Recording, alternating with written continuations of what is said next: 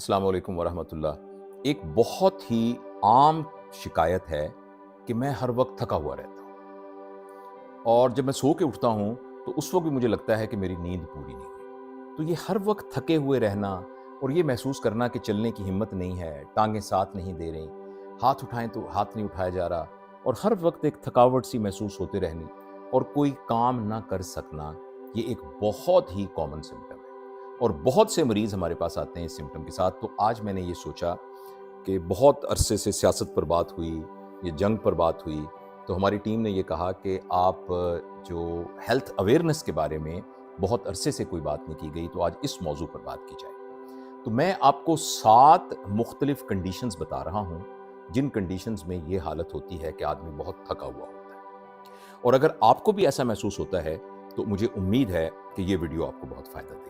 या आपके घर में कोई ऐसा है जो आपको हर वक्त थका हुआ महसूस होता है, तो इसका बहुत फ़ायदा होगा। देखिए, इसमें जो सबसे अहम बात है वो है अनीमिया, यानी जिस्म में खून की कमी। हमारे जिस्म में जो खून है, खून में कमी से मुराद ये है कि उसमें जो सुर्ख जसीमें हैं, उनके अंदर एक मादा होता है जिसे हीमोग्लोबिन कहते हैं। उसमें एक हीम होता है जो कि आयरन से बनता है और ग्लोबिन होता है जो प्रोटीन होती है। ये हीमोग्लोबिन बहुत ही अहम किस्म का एक मुरक्कब है। जब हमारा खून हमारे फेफड़ों में जाता है और हवा से ऑक्सीजन आती है, तो इस हीमोग्लोबिन से मिलकर इसको ऑक्सीडाइज कर देती है, यानी ऑक्सीजन इसके साथ चिपक जाती है और ये हीमोग्लोबिन फिर दिल के जरिए से पूरे जिस्म में जाता है और जब ये एक एक सेल पर पहुंचता है तो वो ऑक्सीजन वहां से जुदा हो जाती है और कार्बन डाइऑक्साइड आके उससे मिल जाती है। अगर हमारे जिस्म में हीमोग्लोबिन की कमी हो तो उसकी वजह से फिर सेल तक ऑक्सीजन सही तरीके से नहीं पहुंचती। तो जो हमारे जिस्म के सारे सेल हैं, चाहे वो जिल्द के सेल हैं, चाहे वो जिगर के सेल हैं, चाहे वो गुर्दे के सेल हैं, चाहे अंतड़ियों के सेल हैं, उन तमाम सेल्स का जो काम है, जो उसके अफ़ाल हैं, वो पूरी तरीके से नहीं होते और जिसकी वजह से एक थकावट का एहसास होता है। अच्छा, ये जो अनीमिया है, खून की कमी, अगर इसकी वजह से थकावट हो रही है तो उसकी एक निशानी तो ये होती है कि जो जिस्म का रंग है जिल्द का, वो फीका फीका होता है। अगर देखने में आपको किसी का रंग फीका फीका महसूस हो, खास तौर पर अगर आंखों को यूं नीचे करें तो जैसे ये सुर्खी नजर आ रही है, ये सुर्खी नजर ना आए और हाथों को देखें तो इन क्रीजों में आपको फीका फीका, पीला पीला, और इन पीला तो नहीं, फीका फीका नजर आए, पेल नजर आए, तो इसका मतलब है कि ये अनीमिया है। और इसकी वजह से, और इसकी एक बड़ी अलामत ये होती है कि ऐसे लोगों को थोड़ा सा मुशक्कत का काम करने पर भी सांस फूलना शुरू हो जाता है।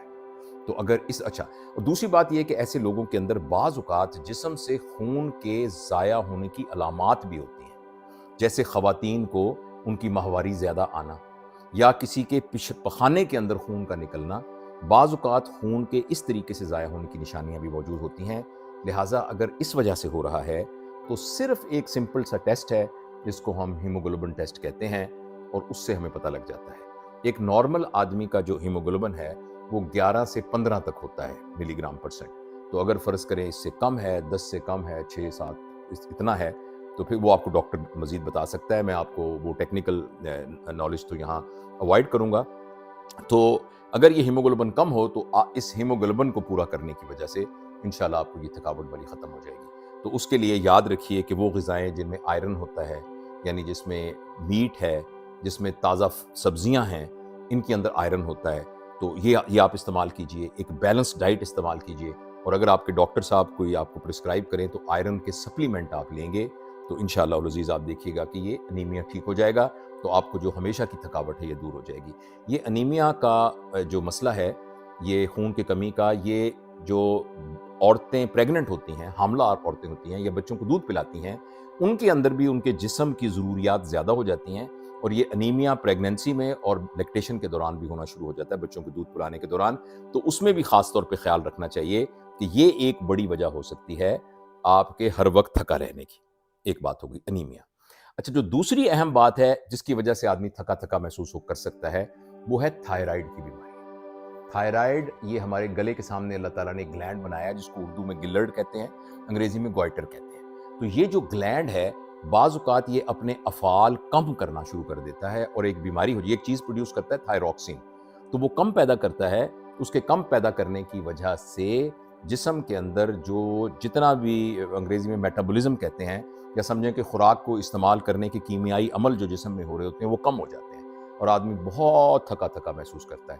عموماً ہائپوتھائرائڈ کی وجہ سے جو لوگ تھکے محسوس کرتے ہیں وہ خواتین ہوتی ہیں جن کی عمر 40 سال سے زیادہ ہوتی ہے. عموماً، ویسے تو ہر عمر کا ہو سکتا ہے لیکن عموماً خواتین ہوتی ہیں.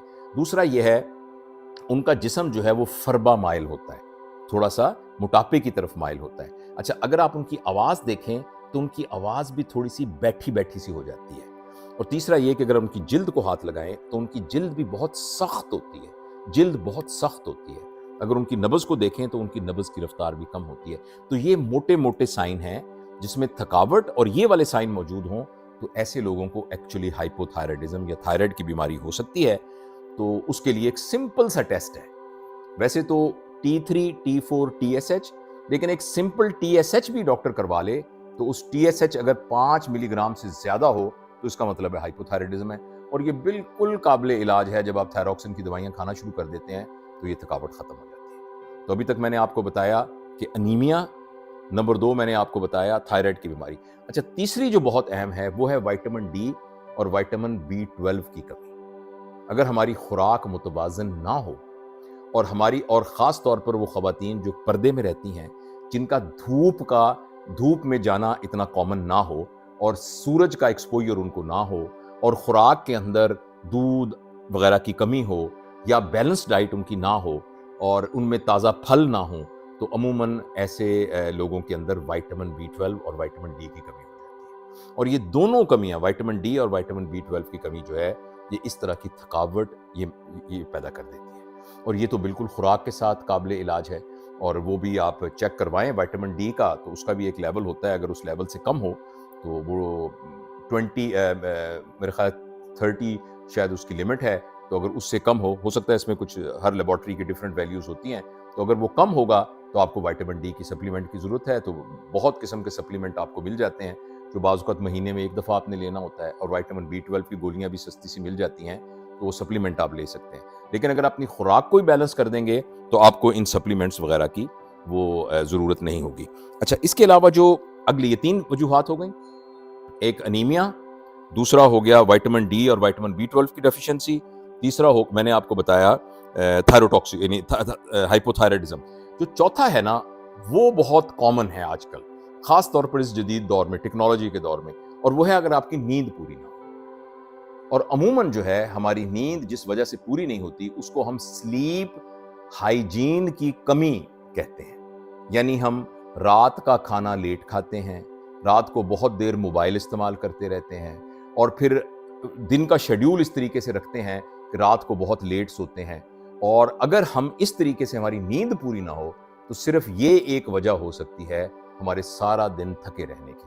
تو اگر آپ اس چیز کو ایڈریس کر لیں، اس کے لیے میں کیا لمبی بات کروں، یہ تو آپ خود ہی اندازہ لگا سکتے ہیں کہ اپنے سلیپ پیٹرن کو آپ کیسے کر سکتے ہیں اور رات کے وقت موبائل کے یوز کو کس طریقے سے کم کر سکتے ہیں. اور بعض اوقات نیند کا پورا نہ ہونے کی وجہ کوئی بیماری بھی ہو سکتی ہے. جیسے کسی مریض کو سانس کی بیماری ہے اور وہ سو نہیں سکتا. وہ لوگ جو بہت موٹے ہوتے ہیں ان کو ایک بیماری ہوتی ہے سلیپ ایپنیا، کہ وہ بعض کو جب سوتے ہیں تو ان کے اپنے خراٹوں سے ان کی آنکھ کھل جاتی ہے، یا یہ کہ ان کے جسم میں آکسیجن کی کمی ہوتی ہے پھر ان کی آنکھ کھل جاتی ہے. اسی طریقے سے کوئی بھی ایسی بیماری جس میں جسم میں کوئی تکلیف ہے، جیسے ایک ریسٹ لیس لیگ سنڈروم ہوتا ہے جس میں ٹانگوں میں درد ہوتا رہتا ہے، تو اگر اس طرح کی کوئی بیماری ہے جس کی وجہ سے آپ کی نیند پوری نہیں ہو رہی تو اس بیماری کا علاج کرانا ضروری ہے تاکہ آپ کی نیند پوری ہو جائے. تو ابھی تک میں نے آپ کو بتایا انیمیا، دوسرا میں نے بتایا تھائرائڈ کی بیماری، تیسرا میں نے بتایا وائٹامن ڈی اور وائٹامن B12 کی کمی، اور چوتھا میں نے آپ کو بتایا اگر آپ کی نیند پوری نہ ہو. پانچواں یہ ہے کہ اگر آپ کی شوگر کنٹرول نہ ہو، ان کنٹرول ڈائبٹیز ملائٹس، اگر آپ کی شوگر کنٹرول نہ ہو تو اس کی وجہ سے ایک تو آپ کو رات کو بہت بار پیشاب آتا ہے. جب آپ بار بار پیشاب کرنے کے لیے اٹھتے ہیں تو پھر آپ کی نیند پوری نہیں ہوتی. اچھا، دوسری بات یہ ہے کہ شوگر کنٹرول نہیں ہوتا تو اس کے ساتھ آپ کو جسم کے اندر درد اور جسم کے اندر ایک طرح کی ایٹھن اور ایک طرح کی جیسے چونٹیاں چلتی ہیں اس طرح کی کیفیت ٹانگوں میں ہوتی رہتی ہے. اور کچھ عرصے بعد تو پھر ٹانگوں کی جو سینسیشن ہے وہ بھی کم ہونا شروع ہو جاتی ہیں، اور برننگ سینسیشن بھی بعض اوقات ہوتی ہے جس کی نرو انوالو ہوتی ہیں.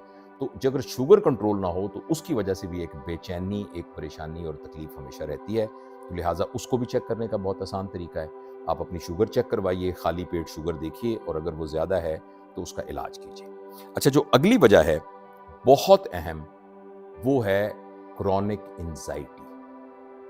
اگر آپ ٹینشن میں ہیں، اگر آپ سٹریس میں ہیں، جو آپ کے بیرونی حالات ہے ان کے اثرات میں ہر وقت آپ کا سوچ جو ہے وہ ایک خیال کی طرف لگی رہتی ہے، تو ایسی صورت میں بھی آپ کے جسم کے پٹھے کھچے رہتے ہیں، خاص طور پر سر کے پیچھے، اور یہ والے پٹھے یہ کھچے رہتے ہیں۔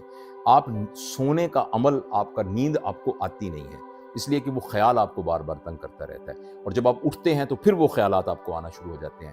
تو اس سلسلے میں آپ سے یہ عرض کروں گا کہ اگر آپ کو کرونک انزائٹی ہے اور اس طرح کی بے چینی ہے، تو ایک تو اپنے اوپر محنت کرنے سے اس کا حل ہوتا ہے کہ آدمی اپنے آپ کو سمجھائے کہ جو ایشو ہے اس کو حل کرنے کی میں پوری کوشش کر رہا ہوں، اس کے لیے جو بھی مسئلہ ہے میں اس کو حل کروں گا، لیکن میرے اس طرح کرنے سے تو وہ مسئلہ حل نہیں ہوگا۔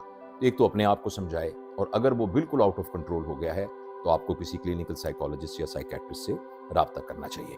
اور آخری اہم بات، یہ 6 باتیں ہو گئیں، آخری اہم بات ہے کہ اگر آپ کی خوراک ٹھیک نہیں ہے، پور نیوٹریشن، وہ اور اس میں خوراک کی کوانٹٹی بھی ہے، خوراک کی کوالٹی بھی ہے، خوراک کی ٹائمنگ بھی ہے، یہ سب چیزیں شامل ہیں کہ آپ صحیح وقت پر کھانا کھاتے ہیں کہ نہیں کھاتے۔ جو کھانا آپ کھاتے ہیں اگر آپ اس میں بہت زیادہ شوگر لیتے ہیں، بہت زیادہ جسے ہم کہتے ہیں ریفائنڈ شوگر یا سٹارچی نشاستہ دار غذائیں لیتے ہیں، بہت زیادہ آپ کی غذا میں یہ چیزیں بہت زیادہ ہیں، تلی ہوئی چیزیں بہت زیادہ ہیں، بھنی ہوئی چیزیں بہت زیادہ ہیں، تو یہ تمام چیزیں ہمارے نظام کو بہت خراب کرتی ہیں۔ ہمارا جو فائبر کی اندر ریشو ہے اس کو بہت زیادہ ڈسٹرب کرتی ہیں، ہمارے معدے کے اندر جلن پیدا کرتی ہیں، اور بہت سے ٹاکسنز پیدا کرتی ہیں، اور جو معاون جراثیم ہیں ان کو ختم کرتی ہیں، اور کوئی نئے جراثیم کو یعنی اگنے کا، گرو کرنے کا موقع دیتی ہیں۔ تو یہ جو غذا کے بارے میں بد احتیاطی ہے، یہ بھی جو ہے ہر وقت کی تھکن کا باعث بنتی ہے۔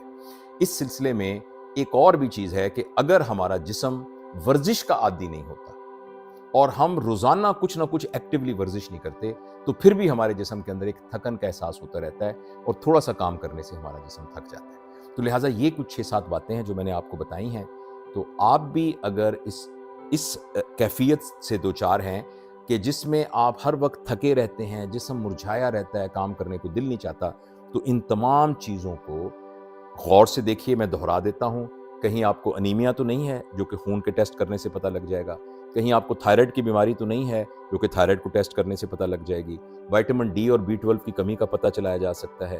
اس کے علاوہ نیند کے پیٹرن کو آپ خود دیکھ سکتے ہیں۔ اس کے علاوہ جو اگلی بات تھی وہ یہ تھی کہ آپ کی شوگر، کہیں آپ کو شوگر تو نہیں ہے جو کنٹرول نہیں ہے۔ اگر آپ کو سٹریس ہے بغیر وجہ کے، خام خواہ کے لڑائی جھگڑے ہیں، خام خواہ کے مصیبتیں ہیں جو آپ نے اپنے تھاٹ پر ڈالی ہوئی ہیں، تو آپ ان سے جان چھڑا کر اپنی زندگی کی اس بے سکونی کو ختم کر سکتے ہیں۔ اگلی بات جو اس میں تھی وہ یہ تھی کہ ہماری خوراک ٹھیک ہے کہ نہیں، اور آخری یہ تھی کہ ہم ورزش کرتے ہیں کہ نہیں۔ تو یہ آپ کو اگر باتیں مناسب لگی ہیں اور اس سلسلے میں آپ کا کوئی کامنٹ ہے تو کامنٹ میں ضرور لکھیے گا، اور ہمارے اس چینل میں نہ صرف صحت کے متعلق بلکہ اور دیگر موضوعات کے متعلق بہت سی باتیں ہوتی ہیں، تو اگر آپ ہمارے ساتھ جڑے رہیں گے تو انشاءاللہ جو اللہ تعالیٰ نے مجھے کوئی توفیق دی ہے، کچھ تھوڑا بہت ٹوٹا پھوٹا علم دیا ہے، میں کوشش کرتا ہوں کہ اپنے بہنوں اور بھائیوں اور بچوں کے ساتھ شیئر کروں۔ بہت بہت شکریہ۔